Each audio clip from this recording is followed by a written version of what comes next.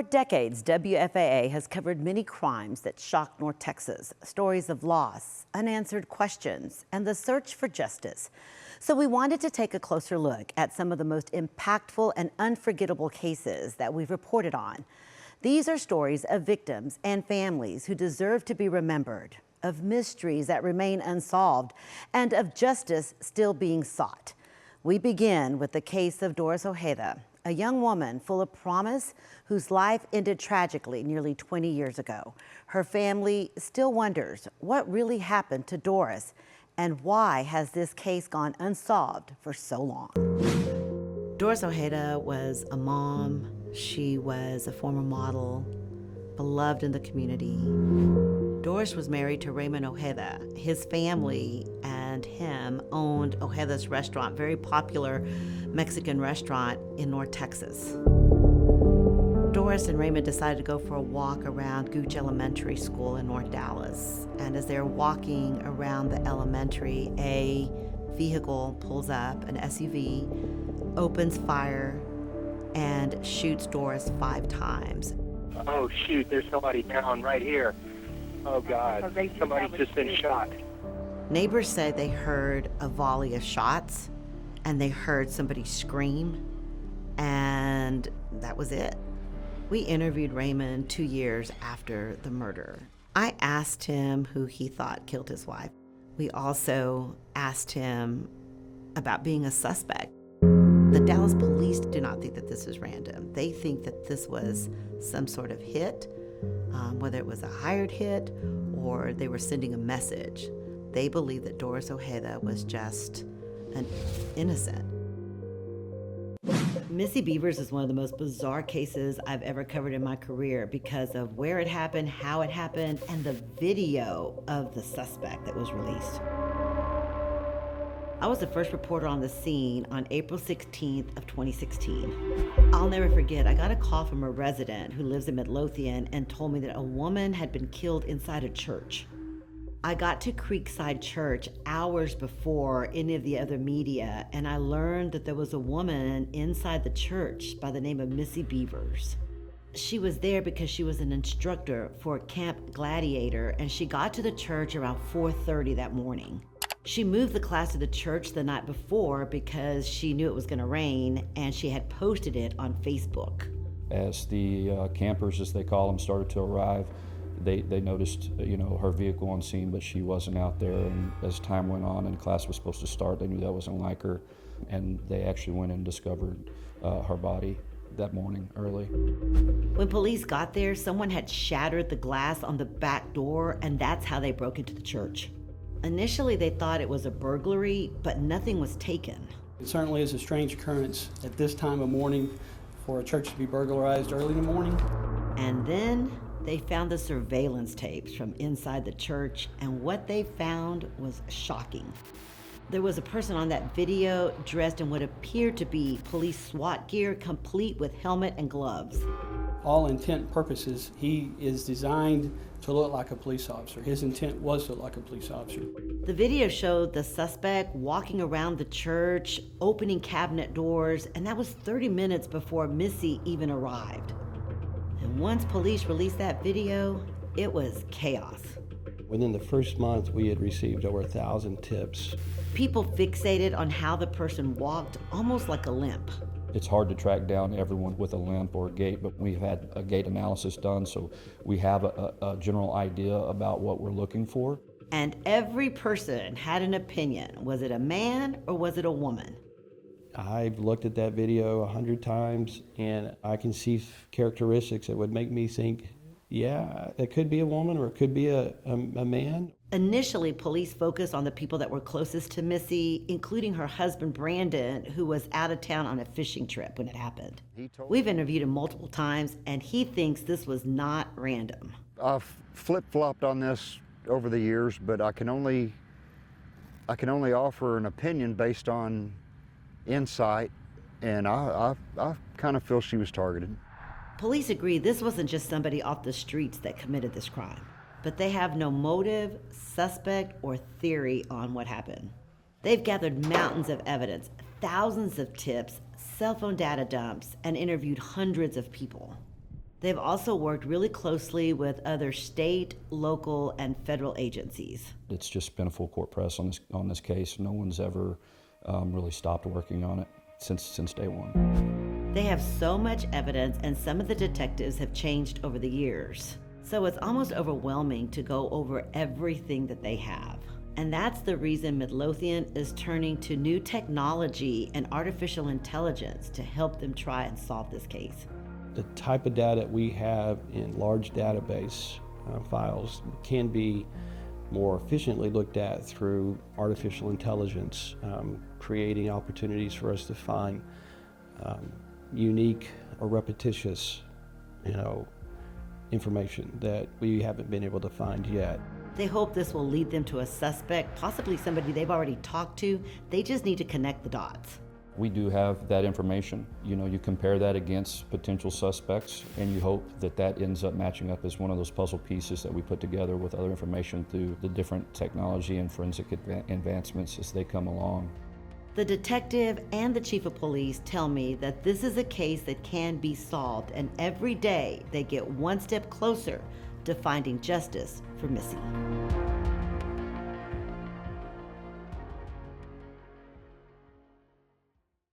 Back in June of 2004, Dallas was rocked by the murder of Larry Wheat. It's very vivid in my mind because he was a high-profile planning commissioner, he had influential friends on the city council, and he was openly gay. His family believes he may have been targeted because of his lifestyle. It is disheartening that after 20 years, we still are no further along than we were a week after it happened. At the time, the LGBTQ community was on edge because there were several gay men that had been killed, and they thought that there might be a serial killer. There was even a task force that was looking into the murders, but they just couldn't link them. The original detectives did get a lot of tips coming in saying they're possibly related to them. I know in the case file that we had reviewed on there were 6 tips that came in. 4 of those were completely unrelated. People had been convicted of the murders. Police don't think that it was a hate crime. They think it was someone that Larry knew or someone that he had recently met. There was no signs of forced entry or anything else that suggests there was like a home invasion or any kind of targeted attack or anything like that. It's still believed at the time that it was an acquaintance. His mother and sister say he was extremely social and also very talented. They shared a video of him playing the piano with the symphony.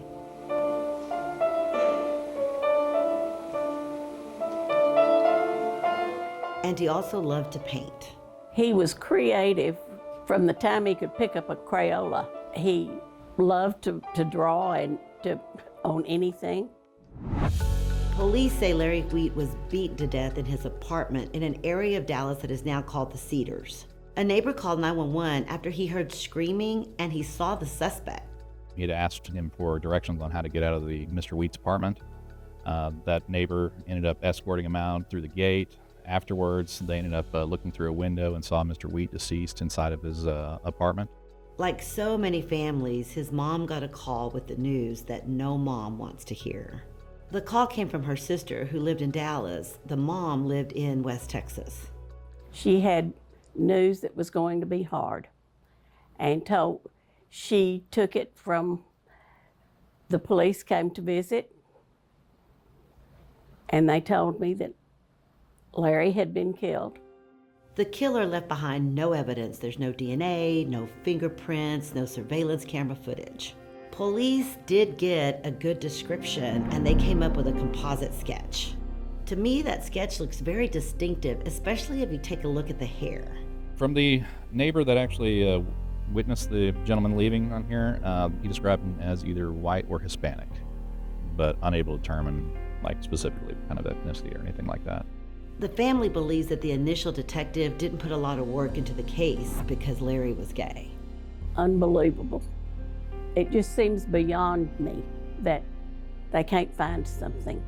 Now the current detective says they have years of notes on this case and that they took it seriously. That's not something we just do overnight. And I can assure you we take every single murder seriously, regardless of anything. Police say at this time, they can only hope that somebody comes forward with a tip that will help solve this case. Typically, they say a killer will always tell someone what they did, and they need that person to come forward. I think it would be just providing peace and to know that this isn't going to happen to anybody else by the same individual. The Sharon Davis case is one of those cases that a reporter always remembers, and I remember her disappearance like it was yesterday. She was a mom, she was a teacher, she was a volunteer, and by all accounts, everyone really loved her, and then she just disappeared, poof, just off the face of the earth. She's just gone. There's a picture of me and my mother. I believe I was about 2 years old here. She was a very warm person, very kind, optimistic, just very positive person. On June 13th of 2001, Sharon went to a bus stop to drop her daughter Autumn off, who was going to work that morning.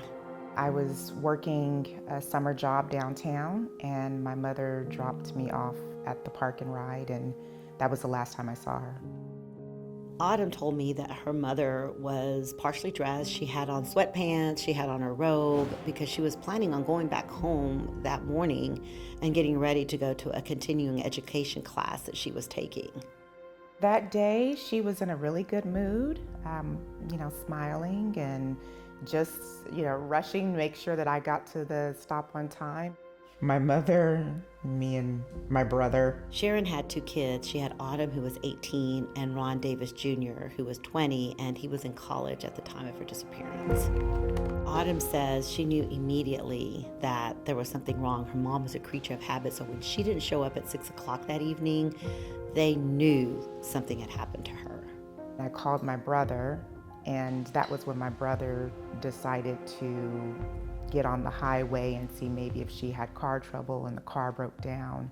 They didn't find Sharon's vehicle right away. They found it several days later outside a gym where she typically worked out. We talked to the lieutenant in charge of that case, Lieutenant Sally Lanham. There's no DNA, there's no fingerprints, there's no witnesses.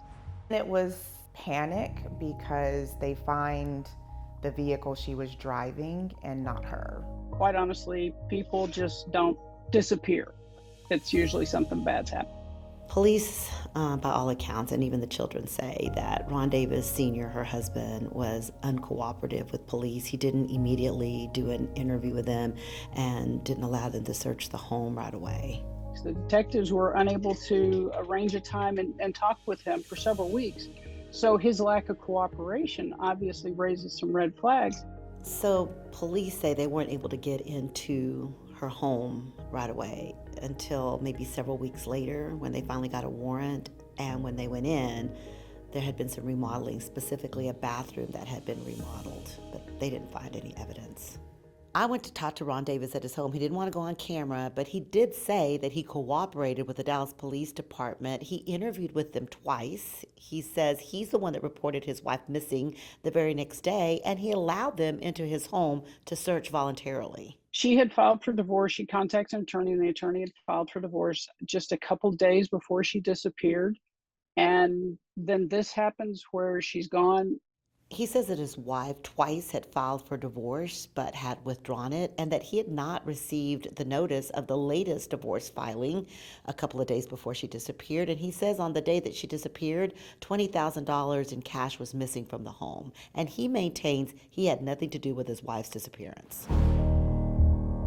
They have never found Sharon Davis's body, so this continues to be a missing persons case.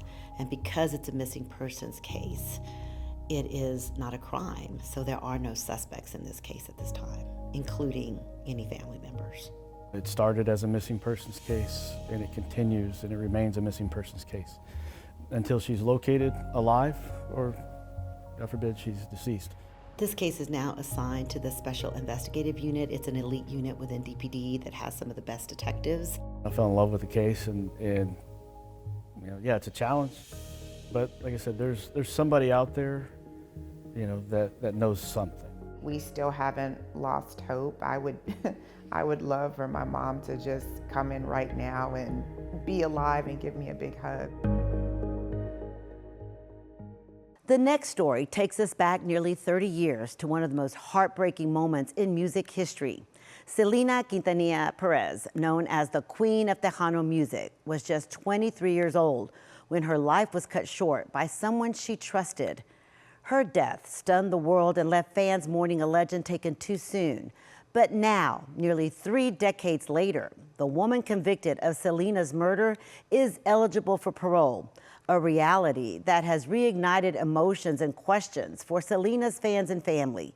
Here's a closer look at the story of Selena and the lasting impact of her tragic death. I will never forget the moment that I learned that Selena Quintanilla was dead. It's just one of those days that you will always remember where you were when you heard the news. Just joined us, Selena, earlier today, was shot and she died on the operating table, and we are in memory of Selena this whole hour. A lot of people heard about it on radio or TV. I heard about it from a friend who called me, and I was in complete and utter shock. I couldn't believe it.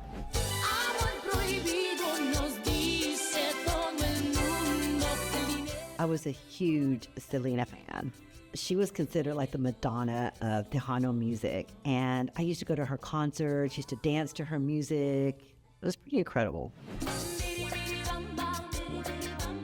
She was a rising star. She'd just won a Grammy, and she'd recorded a crossover album in English. And I wish on a star that somewhere you are thinking of me too.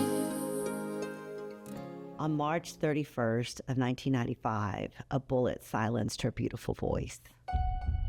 My daughter, Selena, was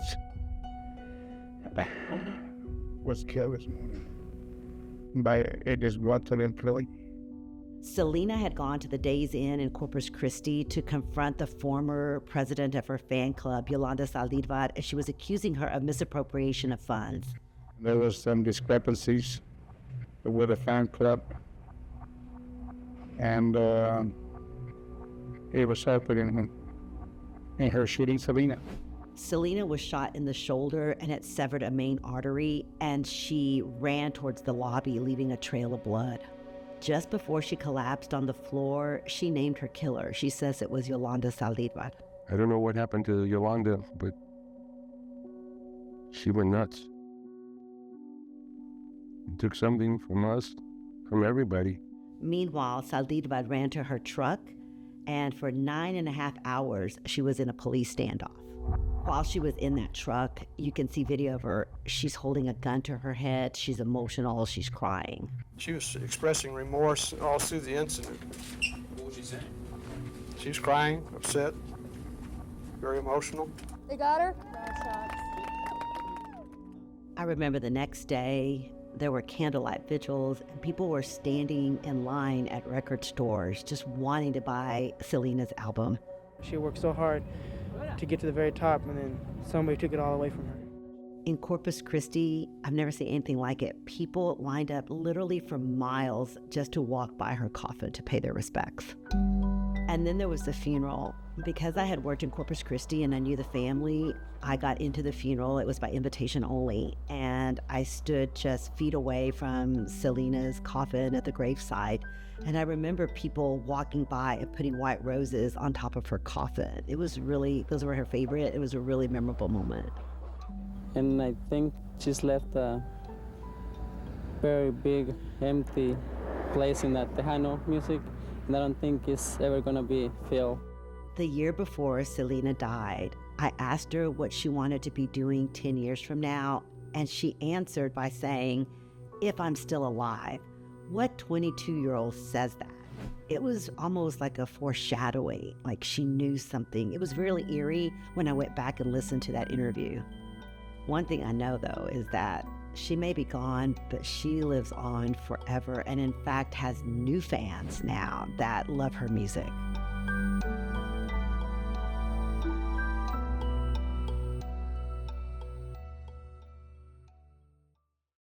The case of Ronnie Rahani is unlike any case I've ever covered. First of all, the murder is caught on surveillance tape. There is no evidence, no suspect, no motive. It's a complete mystery. This case haunts me because I don't have it solved yet. The haunting stops when I can put someone in jail. By all accounts, Ronnie was a really good guy. He owned his own business. He was engaged to be married. He liked to hang out with friends on the weekend. Say hi, Ronnie. There's even a video of him cooking outdoors. Every time I come here, I feel him still around, and his spirit always in the store. On March 4th, 2021, Ronnie was closing down his vape shop in Richardson. It was around 9 o'clock at night when he was attacked. He closed up for the night, and as he locks the door to the front door of his business, he's last seen on camera walking away from the door towards the area where his pickup truck was parked. What is that tree is next to that corner? The police said they found his body under the tree, exactly. They found his body over there. There were no witnesses, and his body wasn't found until hours after the attack.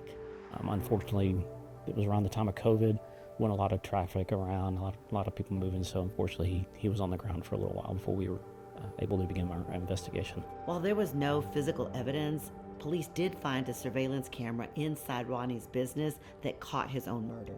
This video is from inside the store, looking out, and this is after Mr. Rahani had already stepped outside. It's really blurry, and police had to enhance the video just to see it. Appears to be shoved down, and then the suspect is on top of him. Another video shows a suspect running from the scene. So on the top right of the screen, you'll see by the traffic construction cones, the suspect will come from the right to the left. He kind of runs by the cones when he gets under the street light. He slows down and just casually starts walking off down the side street.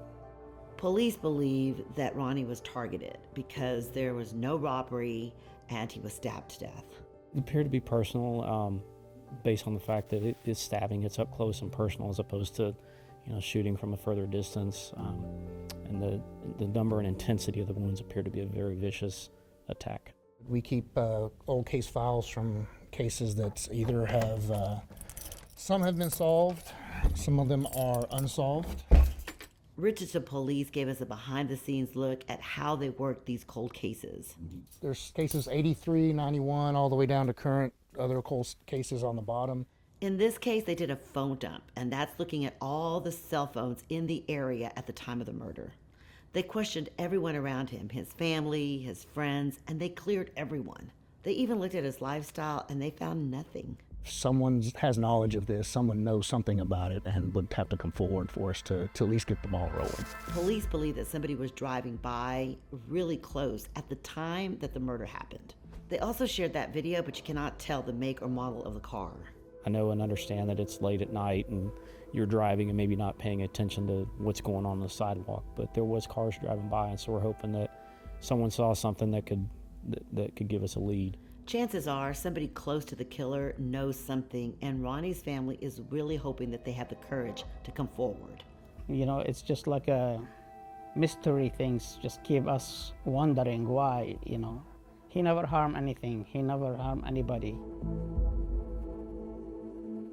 The case of Darl Rouer is probably one of the most talked about cases in DFW history because it happened in a quiet suburban neighborhood in Rowlett. Two little boys were brutally stabbed to death, and their killer was their own mother. This all started in June of 1996, and there was a 911 call. That call was made by Darl Rouer. Oh, God, my babies are dying. Somebody keep me alone. I'm sleeping. Me and my little boys are sleeping downstairs. Amen. Stab my babies. Stab me. I woke up. My babies are dying. They're dead. Oh, my God. The 911 tape is really hard to listen to because it is the mother describing the stabbing deaths of her two little boys, 6-year-old Devin and 5-year-old Damon. Darl Rouer says that an intruder came in and stabbed the boys and then slashed her throat. Toby Shook is one of the prosecutors who helped in this case. The children were attacked first with no reason. According to her, she woke up with a man on top of her. And the stab wounds were so inconsistent, the children were impaled, basically. Knives went all the way through, whereas hers was a superficial one across the neck. Almost immediately, police questioned her story. She says an intruder came into the home and attacked them for no reason. Oh, my God. Oh, my God. Why would they do this? She claimed that she was awakened by a man and that he then tried to stab her, that he had sliced her throat and that she just couldn't remember his face. He was right over her face, but she had amnesia when it came to what his face looked like. Police say nothing was taken from the home, and they believe that that crime scene was staged. There was all types of watches, rings placed out in the kitchen on the counter that this supposed killer missed. If it were supposed to be burglary, nothing was taken. Not only that, police say that the murder weapon was found at the scene and it had her fingerprints on it. They left the knife laying on. There's a knife. Don't touch anything. I already touched it. Picked it up. What was clear was the evidence. Circumstantially, at trial we called 38 witnesses, methodically put on the crime scene, fake crime scene, how it was tampered with. Darlie was charged with capital murder days after this attack. This arrest is the result of the most intensive and exhaustive investigation ever conducted by the Rowlett Police Department.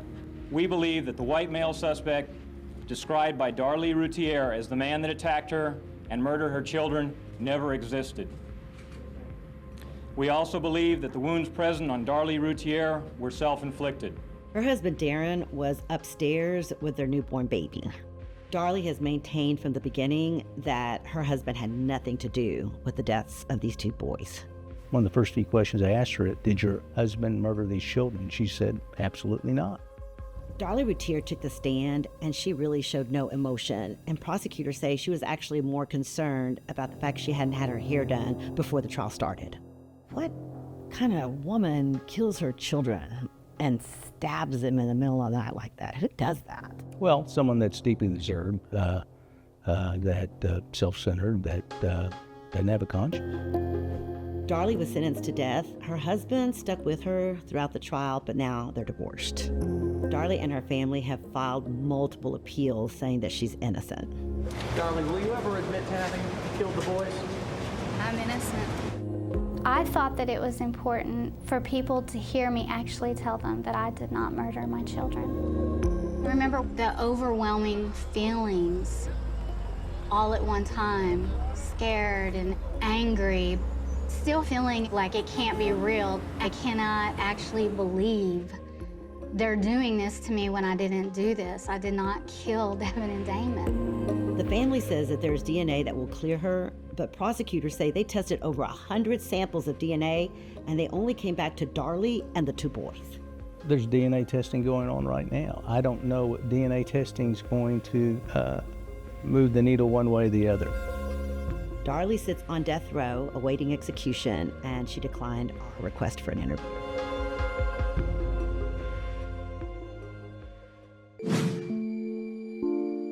Priscilla Jibbon was a 31-year-old mother of 3, and her mom said she had a really big heart and she trusted everyone, maybe even people that she shouldn't have.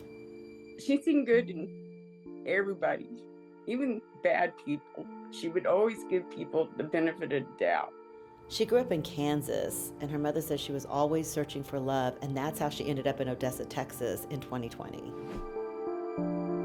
She was the type of girl that was looking for somebody to love her, somebody to show affection. And this guy gave her a little bit of attention, and automatically she thought they were going to have a relationship. That relationship didn't work out, so she got a ride to Dallas, but no one knows for sure who that person was. Her family says she suffered from drug addiction, and sometimes that caused her to make some bad choices. Ever since she was probably, I'm gonna say in her 20s, she probably started running around the bad crowd. Priscilla ended up on the streets, and she was often spotted at this Fox gas station in southern Dallas. And that's where she met Jimmy Handsome, one of the last people to see her alive. 4 years later, I went looking for Jimmy, not really thinking that I would find him, but I did. Jimmy lives in the area and frequents that gas station. He's not a suspect in this case. Police say he was just trying to help Priscilla that day. Well, I was standing right over here. He walked me through what happened. Then she come walking up this way. It was December 30th, 2019, in the middle of the night. He says Priscilla seemed really upset and she really wanted to call her mom, but she didn't have a phone, so he let her borrow his. Just trying to be there for someone, they probably need some help. I do something much I could do to help, but use my phone. Priscilla's mom, Cheryl Harder, gets this call from her daughter. Priscilla was asking for her to come pick her up. But she couldn't come. She was in a different state in the middle of the night, and she was taking care of Priscilla's kids. You know, I told her, I said, I can't go. And there was somebody in the background yelling. And she says, Mom, I gotta go. And she always let me tell her I loved her. She always told me she loved me.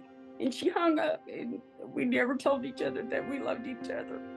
And that was the last time I heard from her. On January 3rd, some water department employees found her body in Lancaster on Dizzy Dean Road.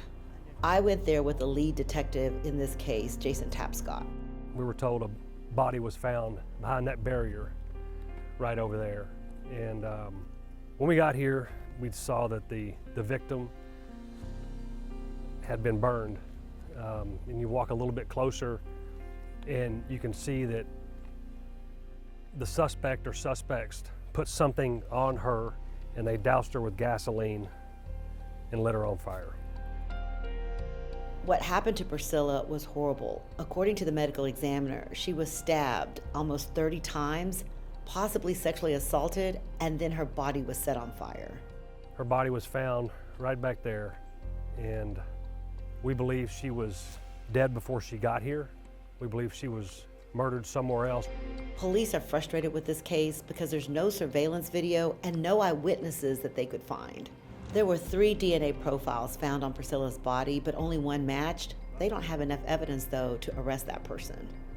So they sat down with me and opened up their case file. That rarely happens in an open case, but they really want help trying to catch the killer.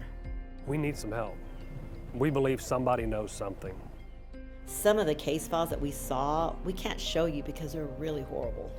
Her mom hasn't seen them either, but she says just knowing how her daughter suffered is devastating. Police have chased several tips and leads, but they've led nowhere. Please come forward. Please call. Help us get justice for my daughter. She deserves that much. There's a video that Priscilla's mom shared with me. It was taken a couple of years before she was killed. We want to give them a chance. She was at a church retreat in Kansas where she had just been baptized. She was trying hard to get off drugs and get her life back. And I am so grateful because it's showing me how to live in the Word of God. When you look at that video, you see a beautiful girl wanting to do better. But her family says the addiction was just too much. It took her down a dark path, and she just met up with the wrong person.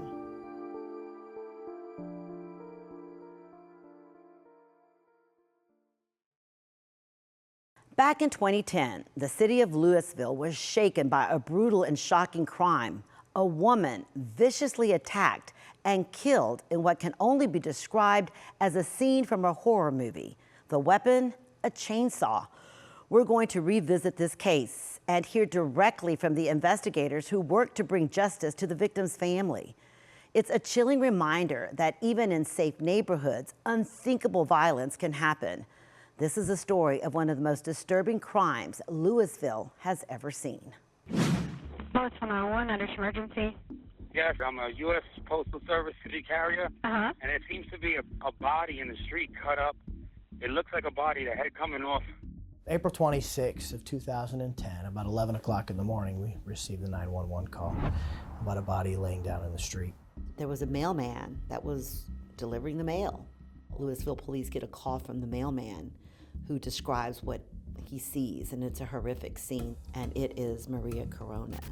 The body's in the street, is bleeding, is decapitated. Louisville police were very open about this case. They actually opened their entire case file to us and showed us the crime scene photos, the stuff that they took out of the house, the search warrants. All of that was shared with us. Truth is stranger than fiction, and it's harder to believe, and this is one of those, right? This is one of the Hollywood-type murders. You wouldn't think somebody could do something like this.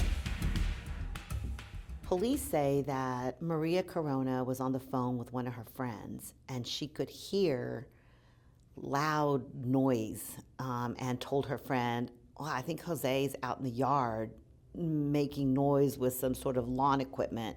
So she got off the phone. She went outside, apparently, to see what was happening, and that is when police say Jose attacked his wife with a chainsaw. Even the night before, he was making arrangements. The son heard him starting chainsaws outside at midnight. He's like, does Dad know it's midnight? He prepared, he had chainsaws running, he duct taped them, he had 2 of them, he prepped it all. The chainsaw has blood on it. The chainsaw has blood on it? Yeah, the chainsaw has blood on it. Louisville police released for the first time this 911 call to us. And it is a 911 call from a mailman who sees Maria Corona's mutilated body and actually also sees who we now believe is Jose Corona still there at the scene. He was next to the car. He was next to this vehicle over here. It has a chainsaw running. The chainsaw is still running in the back of the vehicle, but I don't see him. On 911, you can actually hear her oldest daughter get out of the car screaming, running towards her mom. It's the officers grabbing her and trying to hold her away. I saw there was a girl, she looked about 17, 18, standing next to a vehicle, and she was screaming loudly and kind of hysterical. Right before the daughter arrives to find her mom dead, police say that Jose Corona called his son-in-law and said, "I did it," or something to that effect. "I killed her." Immediately after the murder, he jumped into a vehicle and drove away. Police say after he attacked his wife, he got in another vehicle that they owned, left the chainsaws. In fact, one of the chainsaws was still running. This is him in Walmart, Then drove over to a Walmart where there is surveillance video of him buying some clothes. He went in and purchased a few items and made a phone call, pulled some more money out of an ATM, and then another Toyota-like pickup truck picks him up. That's the vehicle that came and picked him up. There is a picture of a truck that police believe picked up Jose Corona at the Walmart.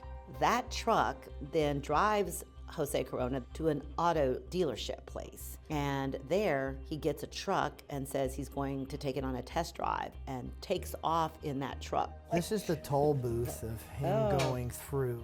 I know he was down in Laredo. Several hours later, we have actually a picture of him crossing near the border at the toll booth. That's the last sighting we had of him. He was a suspicious person. He was very controlling of her. Always suspected her of cheating on him. Police tell us that he was talking to a curandera, which is a witch in English. He believed that his wife was having an affair, and he was seeking some sort of solutions by going through this witch doctor, basically. She would provide little vials of perfume. He had those around the house. The herbs would cast out spirits they didn't want, maybe bring other spirits in that would help his marriage or help his situation. They found potions with some sort of perfumes, little bottles. They found black magic books. We spoke with Dr. Campbell at University of Texas in El Paso, who studies black magic, witchcraft, things that sometimes are prominent in certain aspects of Latin American culture. Typically, these faith healer types use all kinds of potions, herbs, liquids. I think the color red, I think we can assume that's probably related to blood and perhaps imagery related to the heart and to love. The idea is that faith healers, they give you things that are going to heal and fix the problem. Police talked to the witch to see if she had suggested to him that he kill his wife, but they were never able to prove that that happened.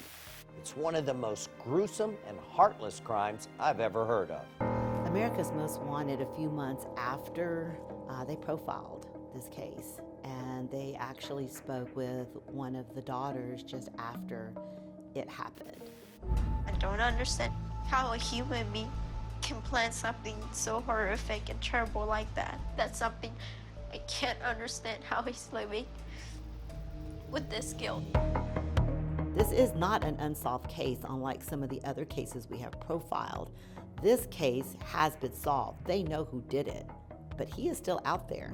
They want to bring him into custody because Maria Corona needs justice, and because of what police say he did, which was one of the most gruesome murders they've ever seen in Louisville's history. The case of Mimi Fitzgerald stands out to me because it touches on homelessness, mental health care, and a family's desperation to find her killer. She was educated, she was giving, and she loved to serve others. She liked doing hospice work. She was very religious, spiritual, never missed church, very much sort of a servant leader. Mimi was raising 2 children and working, but in her 30s, it was apparent that there was something wrong. She struggled with mental health. Some doctors would say bipolar, some said schizophrenia. Mimi's family says that she decided to live on the streets on her own. At times she would live in her car, and she wouldn't take money from her family or wouldn't let anyone help her. People that haven't gone through it don't understand when you see people homeless, that there's a story and there's loved ones that are trying to help. Mimi's family says that she was paranoid and she really feared that someone was trying to hurt her. And at 6 a.m. on August the 15th, 1998, her fears came true. She was last seen outside the Presbyterian Night Shelter in Fort Worth. It was soon after, about just after 6:30 a.m. that we received the call that there was a female laying outside that had been apparently beaten, and her clothing had been removed and was not responsible. Police say there were no witnesses, but shortly before she was beaten to death, she was seen sitting next to a man, and they did release a composite sketch, but unfortunately, it didn't help. Police don't have a lot of evidence, but they did have some DNA, and they were able to run it through the FBI's DNA database called CODIS. In 2003 is when they got the profile that identified a male suspect that was put into the CODIS system. And that's where it remains today. There have been no matches over a couple of decades of that process of trying to match it to another sample. Since there have been no matches, police are hoping that they can match the DNA through genetic genealogy. It basically matches a DNA profile to a relative, and we've actually done some cases about this in the past. Genetic genealogy is very expensive. And in this case, they were able to get some funding from the UNT Health Science Center to send this sample through and see if they can find a match. When we use the genealogy, we're searching databases to find individuals that share a high proportion of their DNA with you. Once they get a profile from a relative, they begin tracing it back to see if they can match it to the suspect. And then they still have to get a DNA sample from that suspect to confirm that person's the killer. We will get a family name, essentially, from the male side of the family. From there, we start to try to determine who was actually in Fort Worth at the time. Genealogy is revolutionizing law enforcement. They are very successful if they get a match with a relative and then tracing it back to a killer. Her family still has a lot of hope. Her daughter, to this day, still remembers the last phone call that she and her mom had just before she died. It was probably the longest conversation in that 2 years that I had with her. I always consider it a little bit of a blessing in the whole horrible event. Her family really wants people to remember the homeless and people that suffer with mental health. Severely mentally ill people in Fort Worth now have their own safe haven from life on the streets. A new shelter has been dedicated this morning to the memory of a professional. Just after Mimi was killed, they named a night shelter after her. The Mimi Fitzgerald Safe Haven is part of Presbyterian Night Shelter. And I think it houses 10 women, 10 men with severe mental illness that shouldn't be probably on the streets. So that was really a neat honor. Mimi was tormented her whole life, but she really did want to help others, and so this shelter will now help people like her who are on the streets, and that is her legacy. The Delisa Kelly case is one of those cases I'll just never forget. This is a young mother, 24 years old, who was kidnapped, tortured, murdered. She just vanished, and it just didn't seem like in the beginning police really took this case seriously. I really feel like if they were genuinely trying to help us, we possibly could have found my daughter alive. On March 7th of 2014, Delisa walked out of her grandmother's home in Oak Cliff. She didn't have a ride. She was going to her best friend's wake, who had died in a car crash the week before. And she left out seeking a ride, and She made it to the corner store because we have capture of the video from that. So she did make it that far, and I saw where she was speaking to a young man in a blue car. There's a picture that Dallas police released that shows Delisa getting into a blue vehicle. And literally right next to that vehicle is a Dallas police squad car. There was a police in the area, but she wasn't in trouble at that moment. About a half hour after Delisa's seen at that convenience store, her sister gets an accidental call from Delisa, and she is screaming for her life. In the background, she hears a guy telling her, "You're being hard-headed. You need to stop." And he's yelling. And she's yelling, "Stop, stop." I didn't hear the phone call, but it's like, I can hear that, you know? The family's trying to call Delisa over and over again. Nothing. But then they get a text message that says, "I'll call you back later." We didn't get anything else after that. About 2 hours after her sister receives that call, her grandmother calls 911, and we have that phone call. We can't get her on her cell phone. She's not responding to any messages. So I don't know what to do. In that phone call, you can hear just how desperate the grandmother is to try to get Dallas police to come to her home. But all she could hear was Lisa screaming, "Stop, stop." And somebody was hitting her and telling her, it was a male voice, telling her to shut up, shut up. Can someone come here?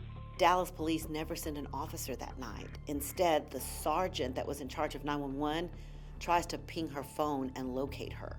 The 911 call taker is so concerned, she tells the sergeant that something more needs to be done. How old is this girl? She's 24. Oh, no. Her granddaughter, but she never goes out missing. And then there's one more thing. She's pregnant.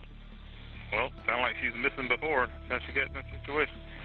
But she's 24. Come on. I mean, That's hurtful.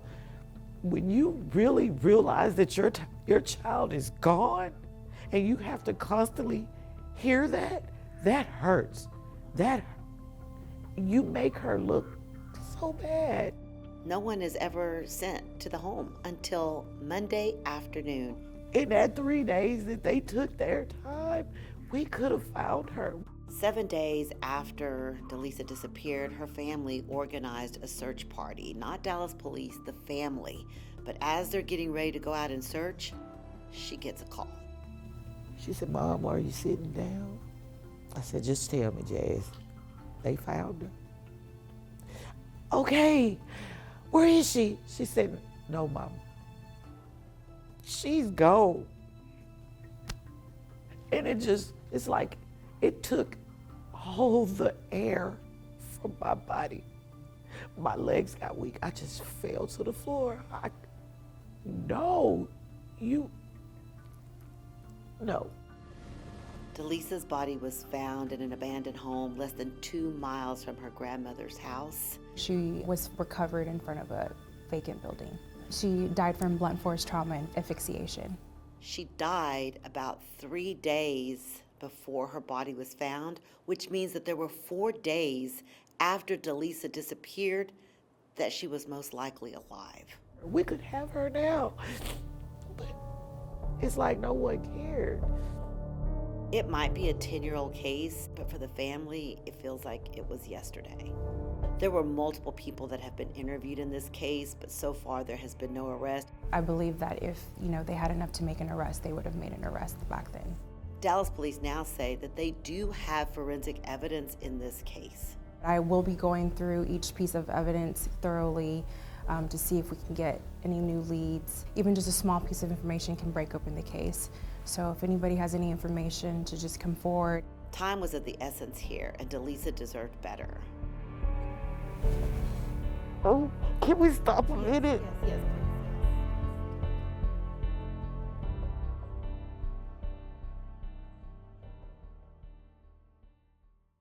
As we close tonight's special, we're reminded that behind every story is a family seeking answers, victims deserving justice, and communities affected forever. Crime Reporters Notebook is about more than recounting these cases. It's about keeping their stories alive and ensuring they're not forgotten. Here at WFAA, we believe that crime reporting at the local level is vital. It helps shine a light on the unresolved, holds those in power accountable, and in some cases, brings closure to families searching for peace.